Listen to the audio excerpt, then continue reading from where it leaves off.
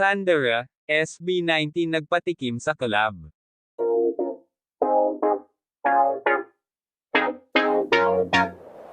May patikim ang K-pop idol na si Sandra Park at ang pinakasikat na P-pop group na SB19 ng kanilang collaboration.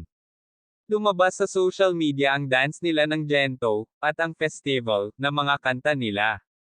Marami ang nagtatanong kung para saan daw, ano ang meron at nagsama ang mga ito. Siyempre, marami ang natuwa at na-excite sa pagsasama nila.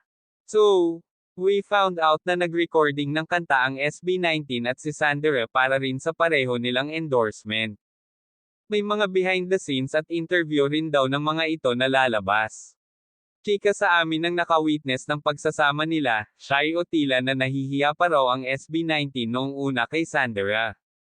Pero, nang magsayaw na raw ang mga ito, ang galing daw talaga. K-pop meets P-pop talaga. Sa isang banda, nakabalik na si Sandera ng Korea. At kapag nasa Pilipinas siya, walang diet sa kanya. Kakainin niyang talaga ang mga paboritong Pinoy food. Pero this time raw, dahil nga may mga work siya, medyo pijal pa siya. Tuwang-tuwa naman na ang mga staff. Sabi nga niya sa kanyang Instagram post, Food Monster Dara in Manila. Unfortunately I only gained 1 kilo this trip cause of my hectic schedule but my staff gained 3 kilo. Success!